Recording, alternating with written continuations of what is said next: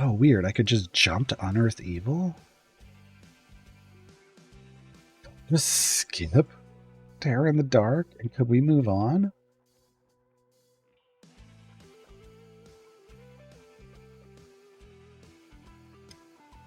We're going to find out. Can we take a step? Can we take a step out of our... out of the to-do list? Can we just jump forward? I have to see my formation again. Because I don't have to do Terror in the Dark. I don't have to.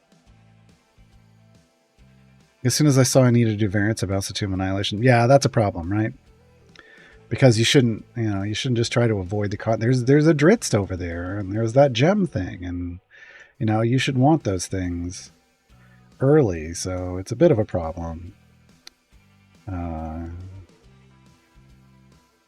I don't think I can change. I don't think I have the power to change that. All right, we're just going to area 100 again. Once again, we'll try to do that. It's just faster to do that with click damage than any other way. Let's see, we got 346 gems. We can go buy some chests. It just starts at maxed out. That's nice. Oh, and we looted a couple. Sweet. Give me greens. A green. Okay. All right. Well, it was better than no greens. Better than no greens. How many? We have 24 golds. So one of our collection quests is open 25 golds. And if I pick up one more gold chest somehow, we may just do this early. I may just break my own rule just to get it done. We'll see. We'll see what happens. We're up to 193 out of 500 item levels just from opening all those silvers. That's good. We don't want to use blacksmithing contracts at this point in time, so we want to let those just accrue and build up in our inventory. So this should you just let this come from opening all these chests. This will be the next one for this, and we'll see where that's taking us. Yeah, we're not like full epic is a ways away. I can't believe they even put that there. As a new player set in the new player set, really? Oh, no, this is all tomb related stuff. Yeah, okay. Okay, yeah, we're doing fine. We're doing fine, we're moving right along.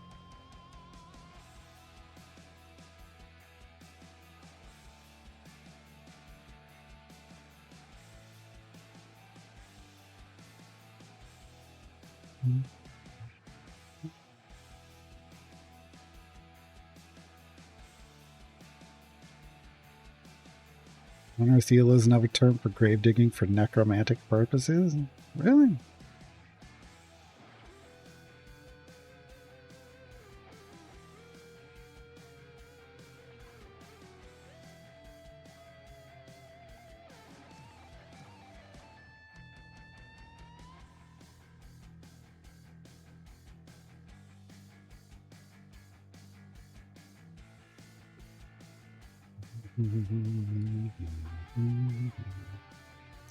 So I'm going to make a little note here.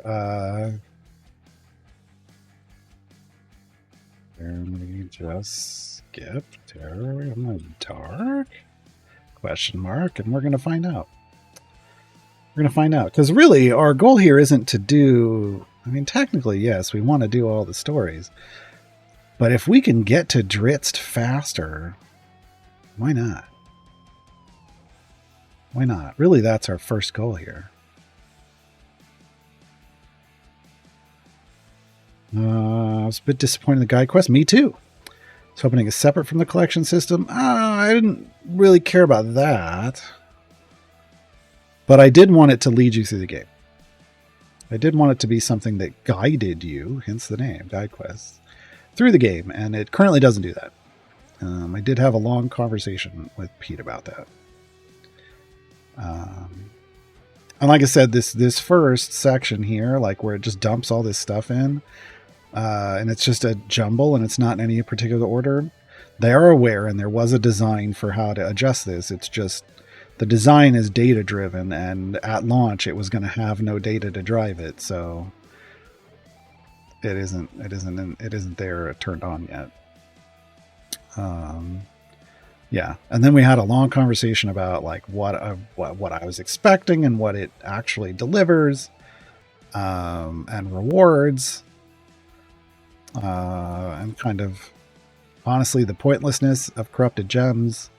Even if they just 1-for-1 changed these corrupted gem rewards to green gems, that would be so much better progress for new players to have. I mean, I'd have how many right now? Well, it wouldn't be 14,500. Dang it, one. Because I actually went and earned some. Claimed 250, 500, 750, 1,000, 2,000. Wait, did I just math on stream again? 2,000, 2,250, 2,750, 3,000. I'd have 3,250 extra gems. That's most of the way to a familiar, to the 5K familiar. And that would be way better progress for me. Or it would be a bunch of silver chests and way better gear, right? Whereas those corrupted gems are just sitting there. And if I did go spend what I have on what? A supply chest? None of the other chests are useful to buy at my level, so yeah. It's, it arrived for me, it arrived in a very disappointing state. But it's here, and they can iterate on it now, which is better than it not being here.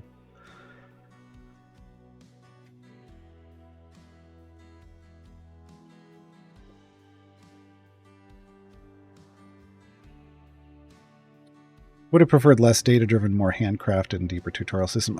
So the problem there is time, right? Having to go through and handcraft a specific path through the game. There's certain things that I think I talked to them. Some of these paths they've been built out in a flow, but we can't see the flow to know where we're going. That's one of the problems. And then the data-driven part, like selecting which ones should be your targets, like to have to do that for everything and create a priority systems that deep and moves things around. That's a lot of work.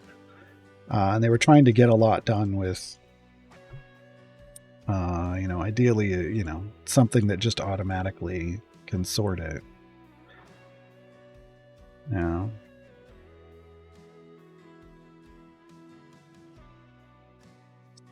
So like here's an example, right? This is supposed to be a quest that's guiding me somewhere, right? It says guide quest. It's a golden border. Where's it what's it guiding me to? It doesn't tell me, right?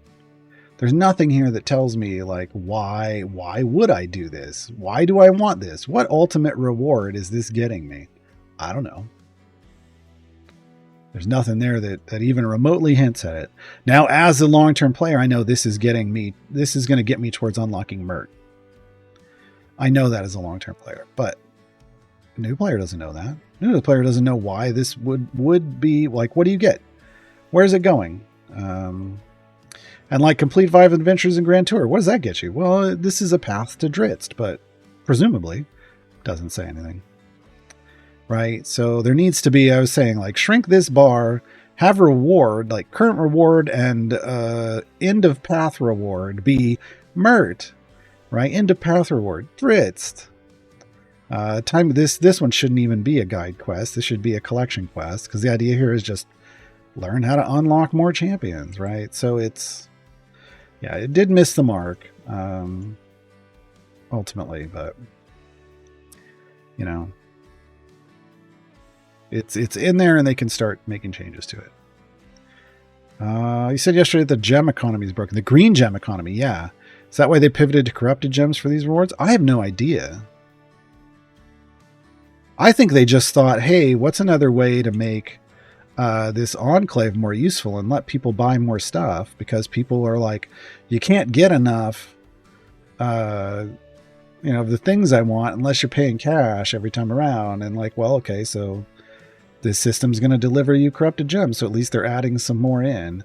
The value they added was way too low, but there it is.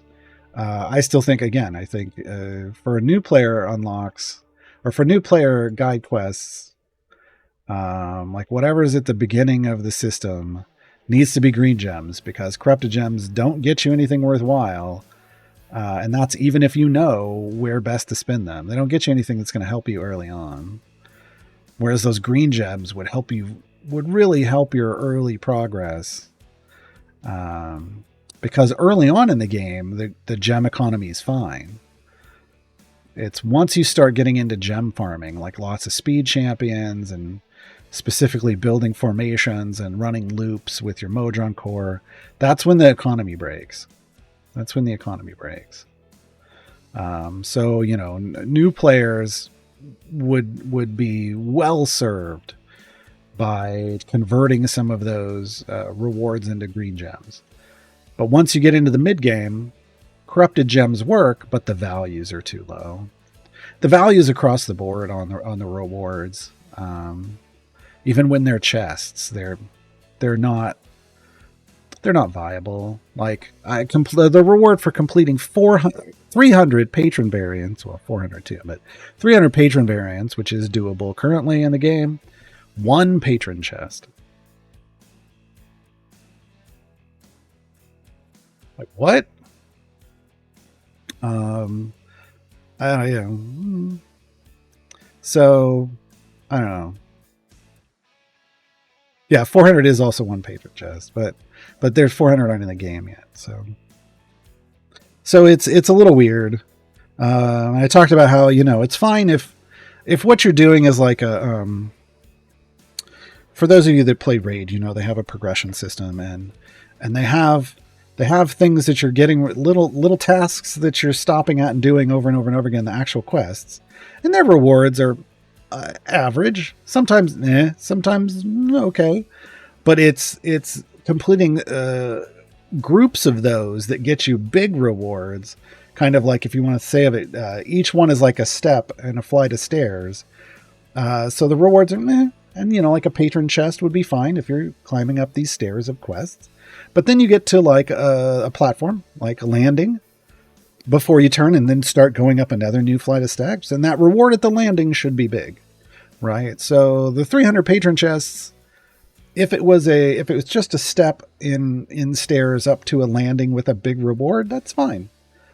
But currently that doesn't happen in any of this stuff.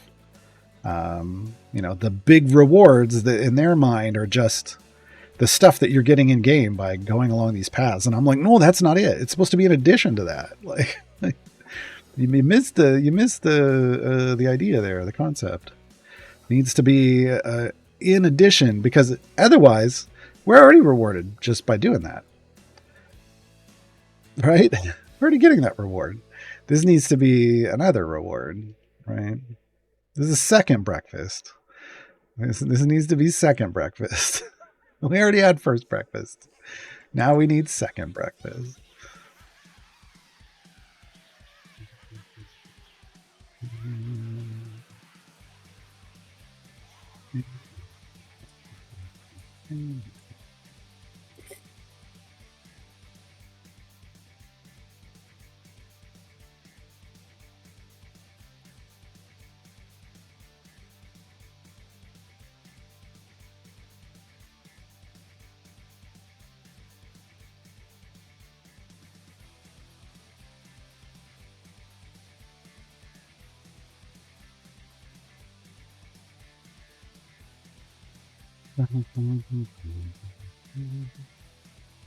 Yeah, no, I get that, Lurking Rider, but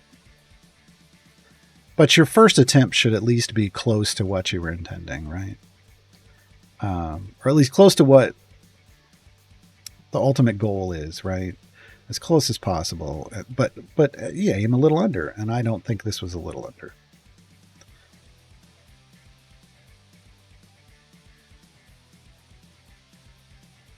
the system wasn't necessarily built like what I'm describing. I was fully expecting some kind of path with a big reward, and then another path from there with a big reward, and then another path from there and a big reward. You know, that guides you and encourages you in your progress, and rewards you when you make big things. And the reward should be in addition to what the game already offers. And that isn't really what I guess what they had in mind. It was just an additional small reward along the way. But then when the guide quests don't really deliver on the guiding, like then it's like a double miss, right?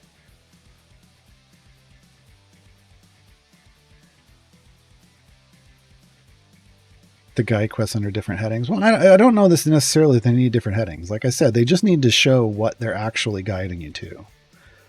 And like if you could click on them, if I could just click on this and then see the path, you know, but I think you could just show this leads to this.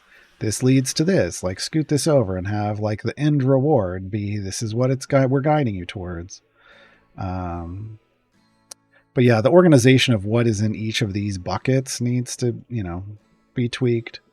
And then you need to have some representation of the ultimate reward. Like if clicking on this showed me all the steps along the way, that would be amazing. We don't have that either, right? And that's one of the things you see in Raid is you'll see the full path ahead of you.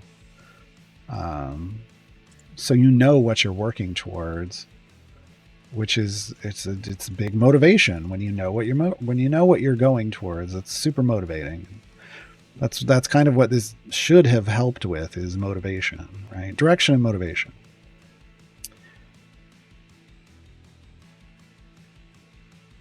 Does your favor save in a time gate? So if I open the same gate later, I still have my favor from last time? No. Yeah. Every time gate is unique, and once you close it, or once it closes itself after it runs out of time, you're forced to convert that favor into the main campaign of your choice. Devil May. So you say they've done a Xander?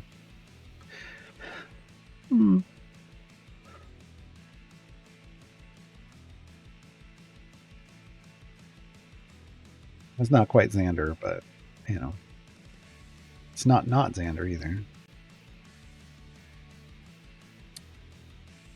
Flowchart it. They did Gliding Secret. Like their design doc. I've seen the design docs. It's all in flowcharts. That's why I'm like I realize they're not just going to put a flowchart in the game, but I mean, you could put something like it in the game. You know, figure out a nice, fun way to do it, but people need to see where they're going. But it was all designed in flowcharts. I just didn't get to, like, I could see how they were branching, and I was like, okay, I mean, I get what you're doing, but I never got to like look at them and ask questions about like, oh, well, I see you've decided on like this. What is this going on here? I didn't get a chance to have that kind of level of input, unfortunately. Not that, I mean, you know, not that they need that from me, but, you know, they get whatever they ask for. If you just ask me for basic stuff, I give you what I can give you.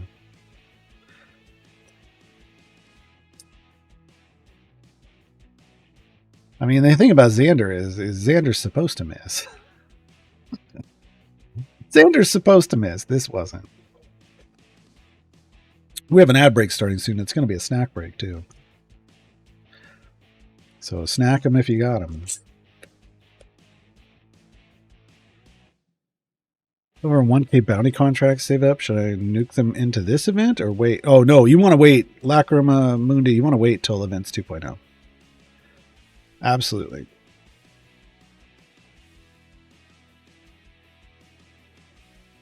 Yeah, it's not a cork board with strings. No, that's not what it was. But yeah, events 2.0, bounty contracts are still useful, and they're better than ever because you don't have to run free plays and cycle free plays to get gear. You'll just be able to buy it out of the shop. It's great. So, and you'll have, you know, free to play, you'll have up to 5 champions unlocked in one event. 3 of them are your choice. Now we're on an ad break.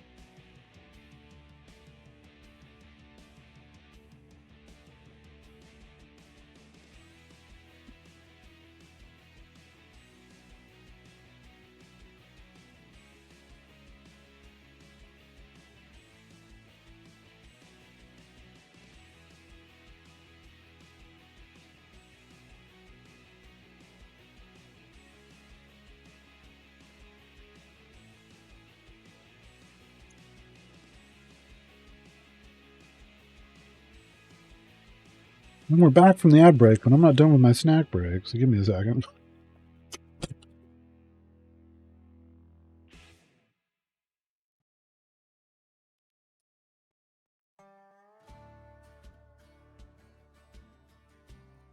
Ah.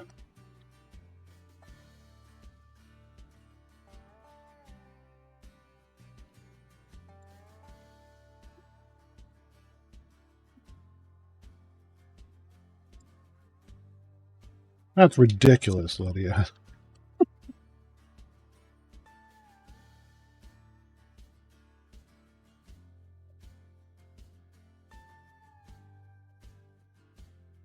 And that, Chad, is what we're talking about the gem economy being broken.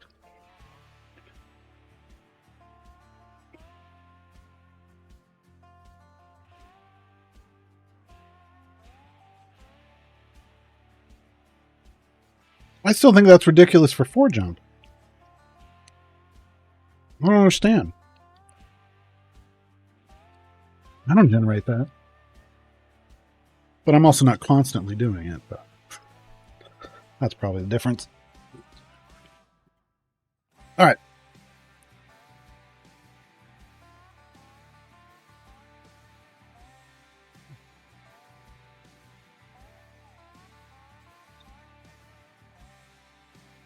Just did snack time sweet and salty kettle corn. Nice. Nice. Man, I was trying to find like caramel corn, right?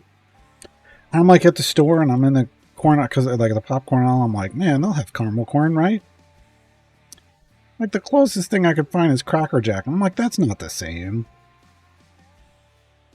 This was a few months back. So then I just had to go online and order from one of those popcorn companies that does like the special tins of popcorn. I'm like, I just need some caramel corn in my life.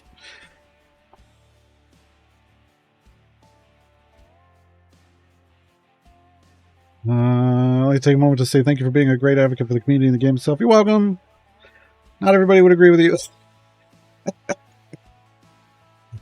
Haters gonna hate. No. Look, I've worked in. How long have I been making guides for games? 2008. 2008. I started making guides like on a regular basis was when I started making guides in 2008 for Warhammer Online: Age of Reckoning. And I've been doing it for games most of the time since. I've taken some breaks. Before that, I had I think I made one guide in Pirates of the Burning Sea, and I believe they removed it from the forums because because it was teaching people basically how to dominate the economy game in that how to dominate as a nation, and I don't think they wanted that information as public and as easily explained as I made it. I think it pointed out a lot of flaws in the design of their end game. And they didn't really want that up for everybody to see. And then before that, I mean, I was a guild leader in Star Wars Galaxies, so always soaking up information, and then like just to be able to give to my guild to help them out. So it's been a long time. I've been trying to help people enjoy the game they're playing, regardless of whatever its flaws are, because every game is going to have them. But yeah. It's only been with Idle Champions that that things have been in place where I can actually kind of make money off of it. Before, it was just something I did in my free time. And if I got anything out of it, it was like, I got trips to the Mythic Studios for Warhammer to meet the devs. And I got swag. I was wearing my Warhammer beanie the other day, but I got a ton of Warhammer swag. Do I have any others around here? I don't have anything close by right now.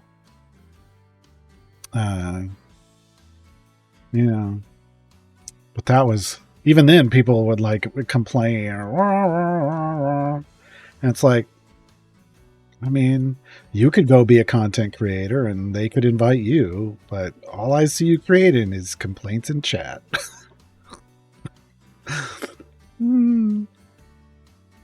But yeah, and then I worked in the games industry.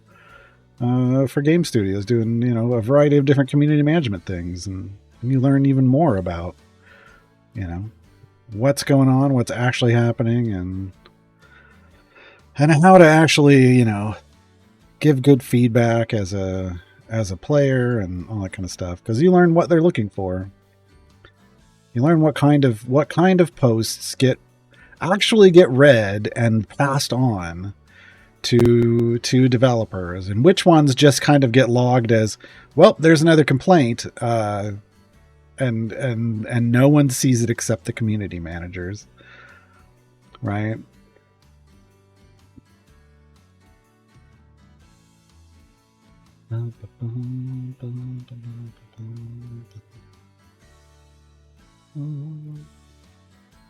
Did you really play Warhammer Online that much? Yeah. So he went back to WoW. So I played, my first MMO was Star Wars Galaxies. And when WoW came out, I went over and tried it because I had some people from my guild that went and tried it, and they were enjoying it, and I couldn't handle it. I did not like it at all.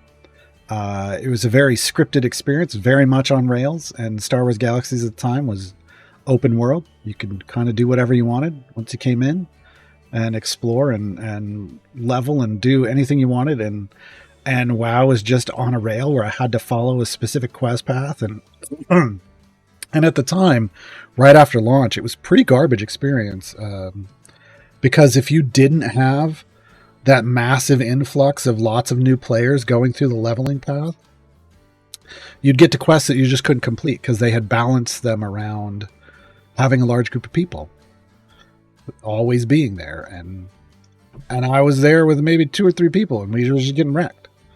So it was an unenjoyable experience. When I finally did get somebody to kind of backpack me through some of the early stuff, and I started doing more exploration, like a lot of stuff, like, just falling off the side of the world and then having to go and dying and then having to go back and do corpse runs. And I mean, we had corpse runs in Star Wars Galaxies, but it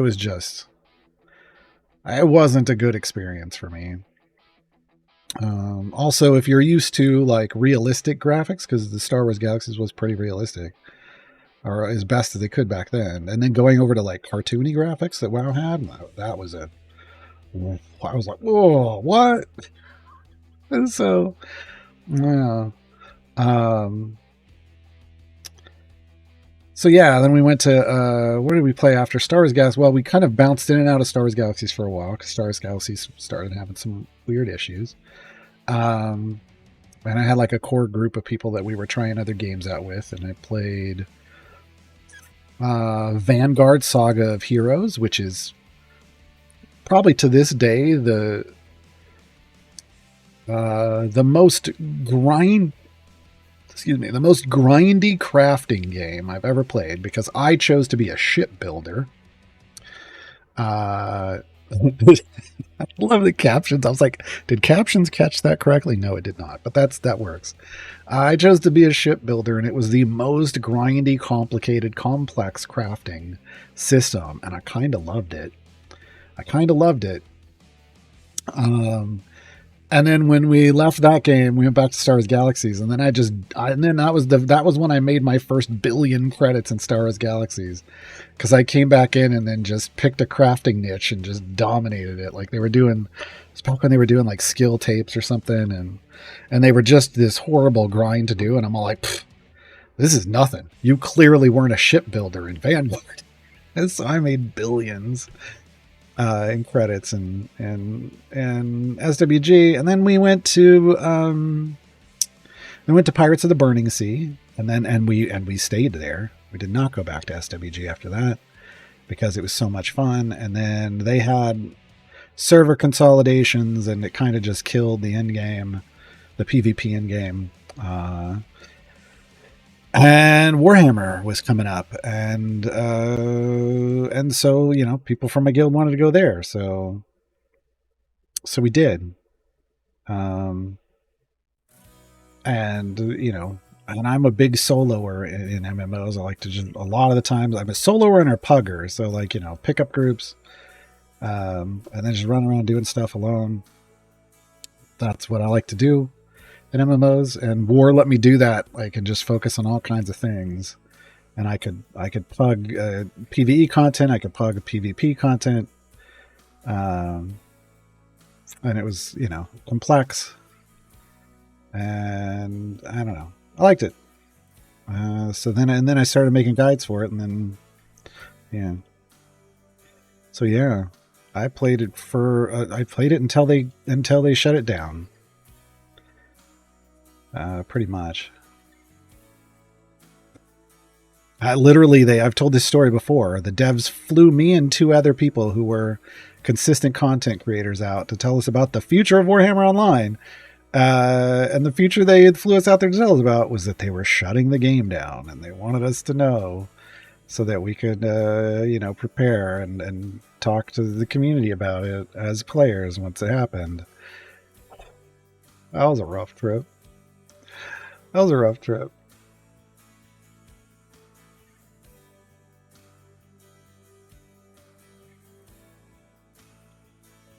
And then after that, what did I play? I played oh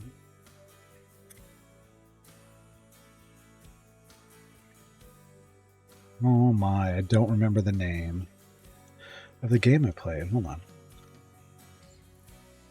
Back then I did all of my guide making on a blog, because that was just what you did. I played Rift. That's right. I played Rift for a little while, but they didn't have dwarves, so it didn't keep my attention. I'm like, who are all these spindly, floppy races that we're playing as? And I'm not enjoying this at all. Give me a dwarf or a Wookiee, please. And then after Rift, I can't remember what I did. I think I was playing more. Oh, I think maybe I started getting into League of Legends. And then I made I had made a fan site for Warhammer Online Wrath of Heroes, which was their little, they called it a MOBA, but it was a lot like what kind of Overwatch is now, I feel like, but way back in like, I don't know, 2011, 2012, somewhere around there. So a decade ago. And then after that, one of the people I knew went to a MOBA called Dawngate, which was made by a studio called Waystone Games, which was the kind of a startup studio inside EA. And that was great. I built a fan site there. I got invited to PAX East to represent the community as a community member. Went to got flown out for, it was when they added their first tournament mode into the game, like the tournament system. Got flown out to California for that, to preview it. Like, all kinds of stuff. And then after yet another game is shutting down, I was like, oh, can't keep making websites for this. It was costly and it wasn't making me any money. They do not pay for themselves unless it's a huge game, huge established game. Since back then it was all about ads. They just didn't get the traffic, right? When they're in alpha or beta.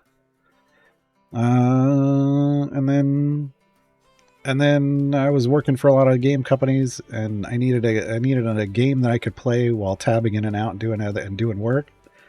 Idle Champions came out, and I was so done building websites at that point. I was like, well, I'm just going to post stuff on Reddit, and here we are, 6.5 years later. It's like, just in case this game doesn't go anywhere. Whoops.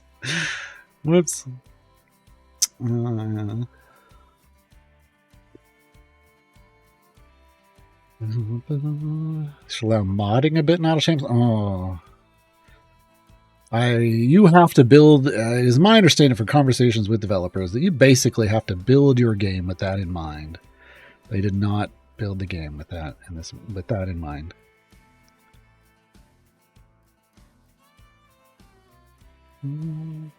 Got the YouTuber who would run latest games in the weakest hardware you could think of, and then guided people on how to change the settings to work with this. And that's valuable. Yeah, that's super valuable. Yeah, modding on Idle Champions is basically scripting. And I played some clicker game.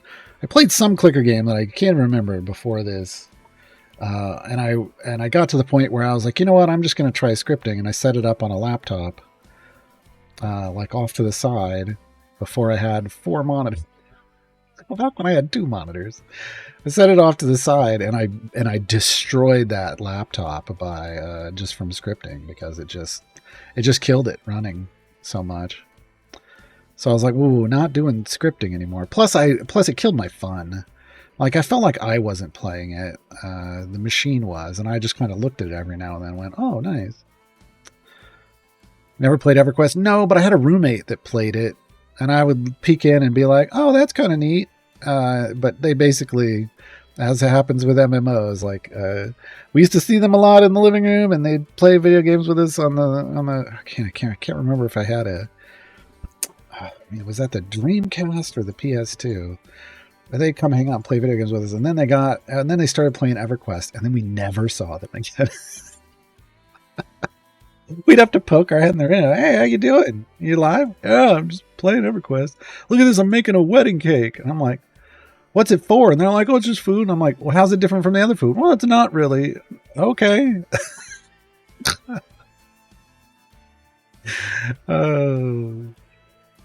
Yeah, and then so the first MMO I played was Star Wars Galaxies, because I saw it at like Costco, and I immediately called my roommate, one of the other ones who, there were like 4 of us in that house, but the one that I would play other games with, and I was like, dude, I just saw a game. It's like that EverQuest game that so and so used to play, but it's Star Wars. He was like, what? And I'm like, yeah, I kind of want to get it, but I don't have a computer that can run it. But I should have the money for that in like a couple weeks. So maybe we both get it then and we start. And he was like, yeah. And then that jerk went out and bought it and started playing right away without telling me. It was funny. You met your wife through WoW? Nice. I have a friend who not only like he and his wife played WoW together, but also like his career came out of WoW. He's a community manager. He's a community manager for. Is he the community manager? Does he do community manager Overwatch? Oh God, he might. I'm so behind. I've got to hang out with him forever.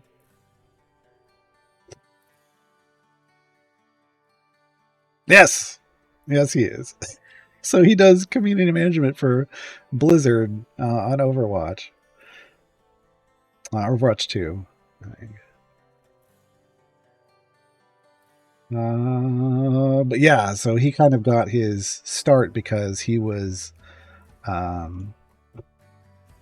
He was actually featured in that WoW documentary. What was it called? Was it called like Second Life or something like that? Hold on.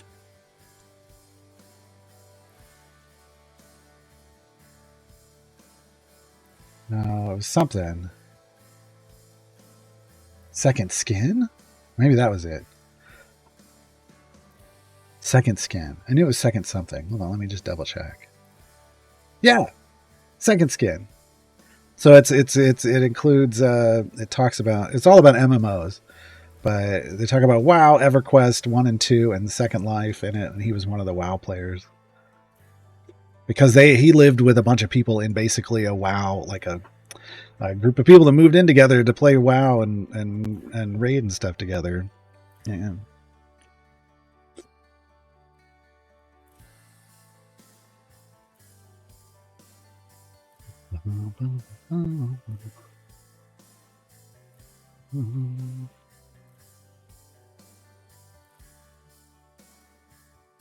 But yeah, we only need about 12 more levels. I should stop leveling up. My click damage, it's not doing me much good anymore.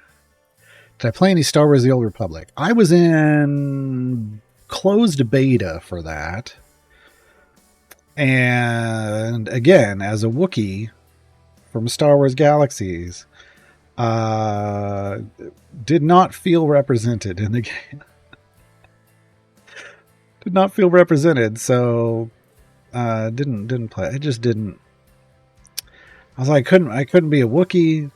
There weren't even really any Wookiees in it. It just felt, as someone who loves Wookiees, like, hello, yeah, this is Chewbacca right here on my wall. It just felt bad.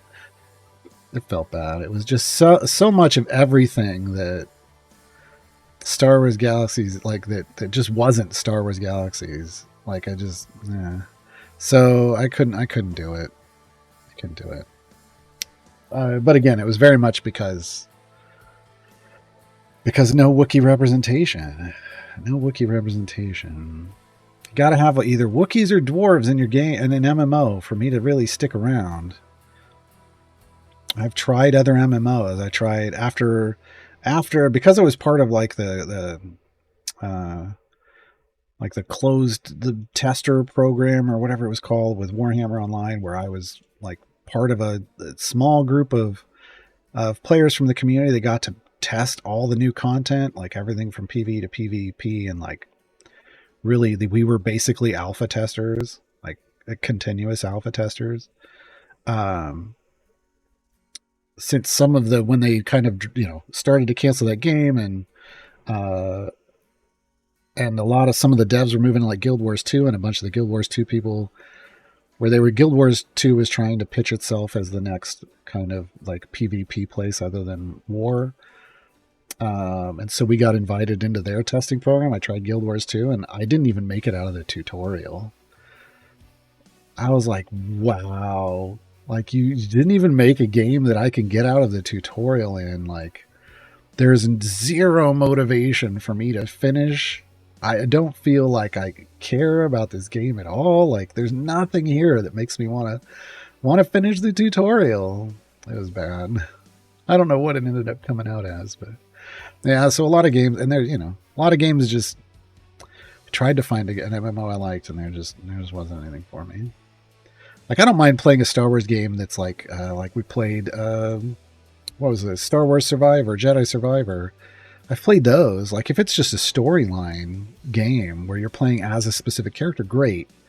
But when you're supposed to play as, you, like, whatever you want to be playing in that universe, like, if you're limited to just a couple options in something as broad as Star Wars, that's a problem for me. I mean, it seemed like it got neat and people were enjoying it, but it just missed me completely.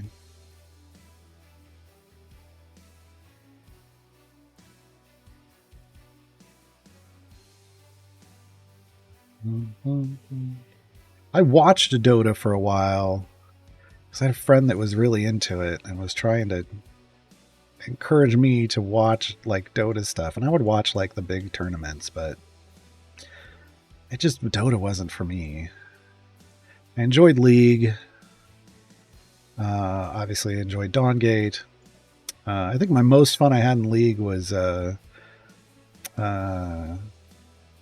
was the Poro map, or the map where you're basically it was like RNG as to like what champions you get, and then you just had to play with them. Oh my god, I loved that. That to me was like, if they had at the time a competitive mode for that, yeah, I would have played that. Because to me it was like, how well do you know the game? How well do you know the champions? Your champions? How well do you know them? How well can, I mean, it was a random team comp, but like, can you figure out how best to play that? When is your strength? Is your strength early game? Do you need to win early? Is your strength late game? Do you need to hold off? Like, I love that so much. Loved it so much. The Riv Jump Pass boss is only in free plays. On the first time you play through an adventure, he cannot. You have to actually do the bosses, because that's the challenge, right? But then once you've beat that adventure, when you're doing free plays for gem farming, he can jump them.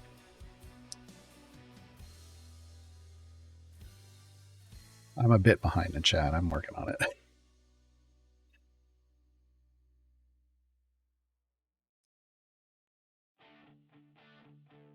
But yeah, that's what makes Briv the key for Briv gem farming, is his ability to jump bosses in free plays. It just earns you you just race through areas and earn lots of gems. Because when he jumps over a boss in a free play, he reaches down and grabs the bag with the gems in it. No bad when I did PvP and WoW. Used a bot to do my PvP, so it's kind of OP. I mean, I don't know. Again, I don't know really anything about WoW, because I went back and tried it again once after I met my friend Andy. Because I was like, I really love this game. Did I miss something? And I went back and I was, nope. I did not. I didn't miss anything. For me, it just wasn't. It just wasn't for me. But in Star Wars Galaxies, they had effectively an in-game scripting that you could create. You could create macros. And if you got really good at your macro creation, like some of us did, you could AFK all kinds of things. And one thing that my friend would do is he would set himself up at a he had a hybrid Jedi. So this was post combat upgrade. He had a hybrid Jedi that was a rifleman, and he would set it up where a crate dragon was known, like a guaranteed crate dragon spawn on lock. That was on a timer, and he would have it basically. The script would just target attacking enemy, because what would happen is he'd be standing there, the crate dragon would spawn, instantly start attacking with me, and then I just got attacked, and then he'd kill it, right? He'd just start a kill operation for it. It would start triggering the macro. And because within that system, if you were a Jedi and you were doing something in front of NPCs or players, it tossed you into the bounty hunter system, which was so cool. I love that aspect of it. Bounty hunters would come attack him, and he wasn't even there. He was at work. Like, he would just get up in the morning, he'd set that script up, and then go to work. And he'd check it when he came home to see what he looted. And he would come home sometimes and find like conversation, like whispers of some bounty hunter being like, "Oh my god, that was the best fight I've ever had. You're a beast." Blah, blah, blah. And he's just be like, "Dude, I wasn't even here." Like, you just stand there and just, fight him and fight a dragon at the same time. I miss that. I miss in-game macros.